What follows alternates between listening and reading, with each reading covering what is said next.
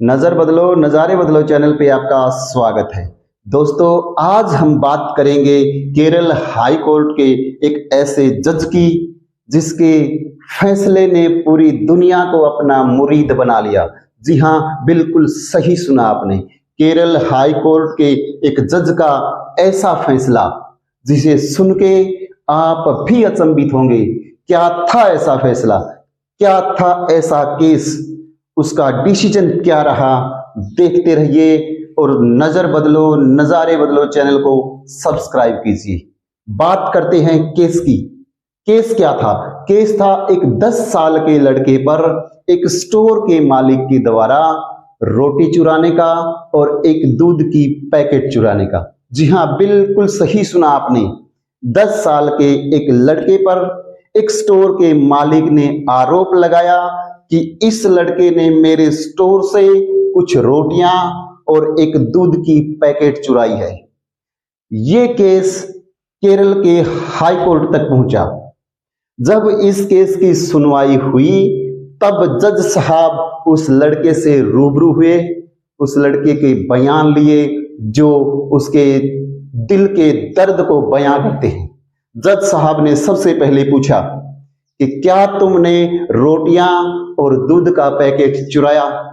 उस लड़के ने सर झुका के धीमी आवाज में अपना जुर्म कबूल करते हुए कहा कि जी हुजूर, मैंने इनके स्टोर से 4 रोटियां और एक दूध का पैकेट चुराया है। मैं अपना गुनाह, अपना कसूर, अपना जुर्म कबूल करता हूं। लड़के की बात सुनकर जज साहब ने कहा कि तुम उन्हें पैसे से भी खरीद सकते थे। लड़के ने बड़ा मार्मिक उत्तर दिया कि मेरी जेब में पैसे थे ही नहीं, तो मैं पैसे देता कहां से। जज साहब ने कहा कि तुम अपनी मां या अपने पिता से भी तो पैसे मांग सकते थे। उस लड़के ने जवाब दिया कि मेरे पिता सालों पहले गुजर चुके हैं।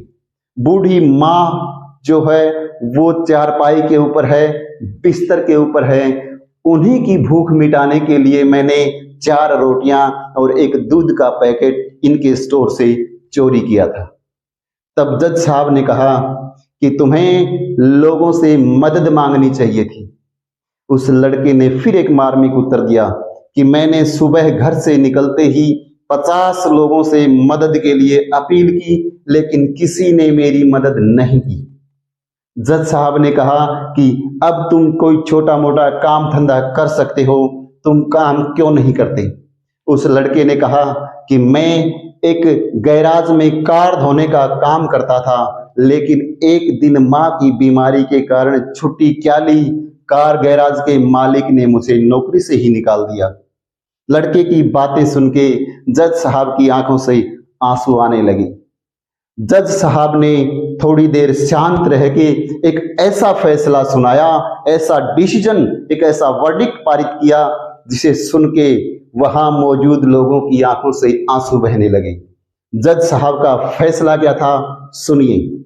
जज साहब ने कहा कि ये जो लड़का है जो मेरे सामने रोटी चुराने के जुर्म में उपस्थित है, ये सजा का हकदार नहीं है, ये निर्दोष है।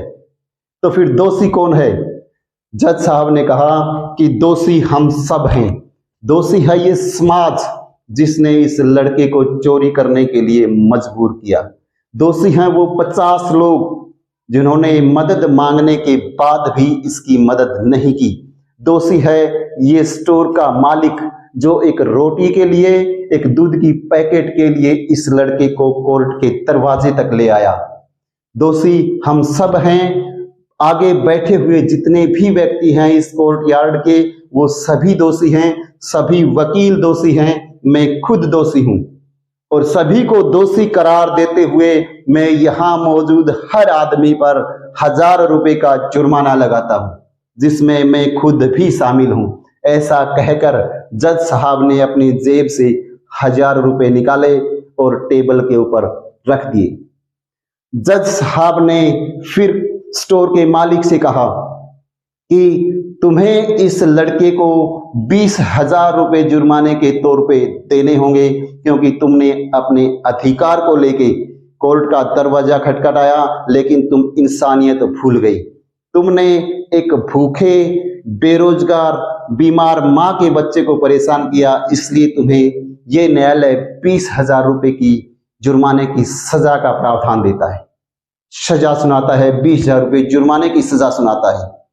वहां मौजूद हर व्यक्ति ने अपनी अपनी जेब से 1,000 रुपए निकाले और सजा के तौर पे, जुर्माने के तौर पे वहां जमा करवा दिए।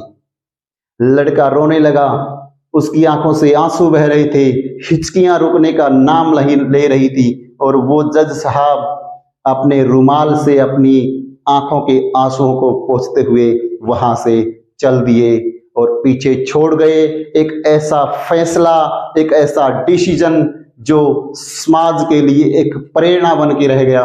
जी हाँ, एक ऐसी प्रेरणा जिसको लेके समाज के हर व्यक्ति को जीना चाहिए, उसका अनुसरण करना चाहिए। इस समाज में कोई चोर, लुटेरा, डाकू पैदा नहीं होता।